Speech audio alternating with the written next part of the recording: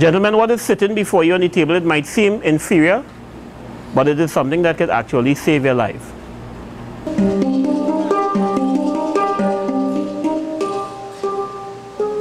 In order to influence a culture, you have to understand the culture. And if you don't understand the culture, then all you do is spend it top in mud.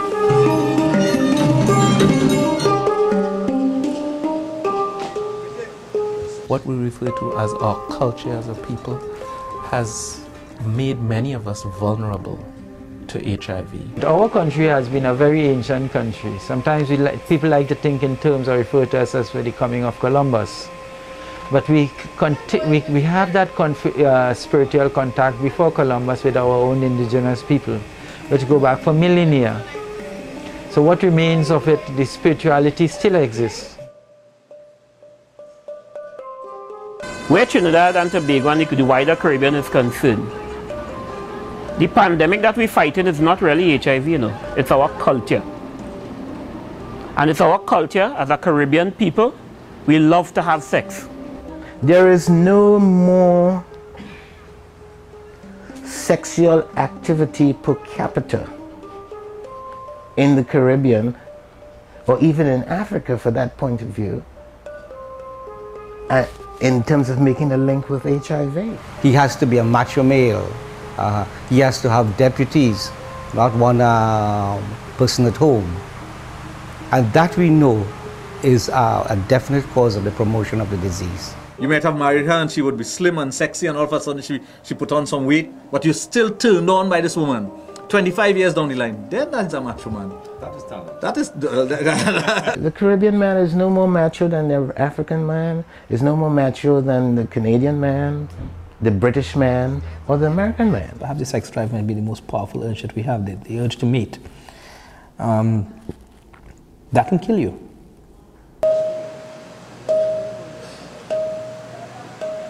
People might say, you know, being a virgin is a burden, right? You know, with rhymes in that kind of way, but it's not. It's not. I'm a virgin and I am proud. So what if I don't follow the crowd? Because you go out, you have unprotected sex. You can spread that disease to someone else. So we're saying, listen, look, to live long, to be happy, no sex before marriage. I mean, I have to commend quite a number of you gentlemen who put up your hand and say that you are virgins, because let's be real, Trinidad and Tobago as beautiful women.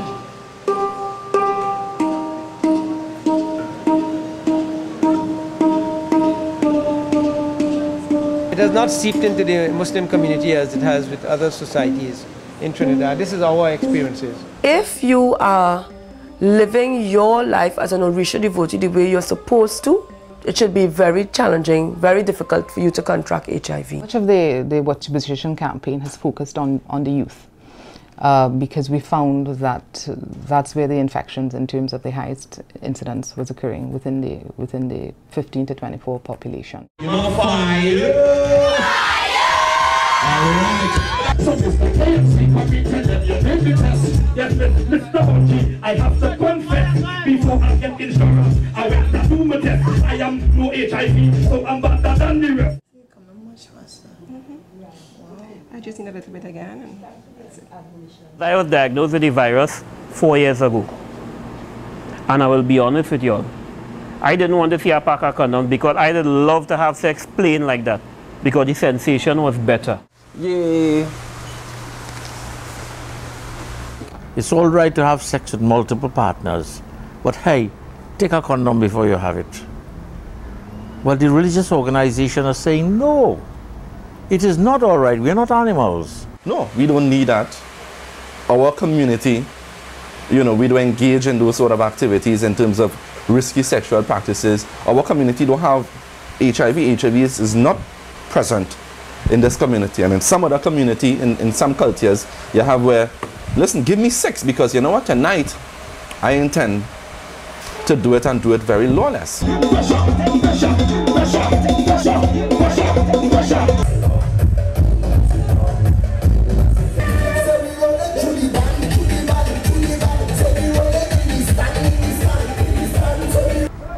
It's pure sexual performances that are taking place, gyrations, open sexual behavior. When I talk to people, I don't get the impression that 90% or even 50% of the people who contract HIV/AIDS can trace their contraction of that back to the months before carnival. And when I think of the number of young people who are behind steel drums right through the night, hey, them kids could have been in somebody's bed.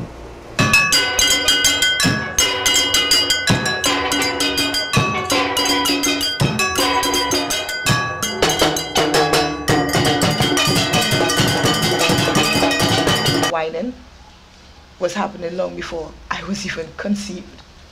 The jumping and waving was happening long before. The partying, the cheating, the infidelity.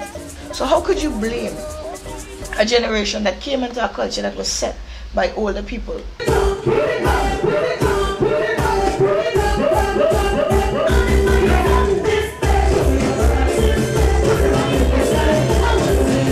Some of the artists that may have been singing songs that could have led to unsafe behavior in the past have been recruited, and sometimes with tools that aren't even financial. I've got the fire to burn them out. What you wicked evil people, them I run them out. I've got the fire to burn them out. Ceaseless fire with the people at home.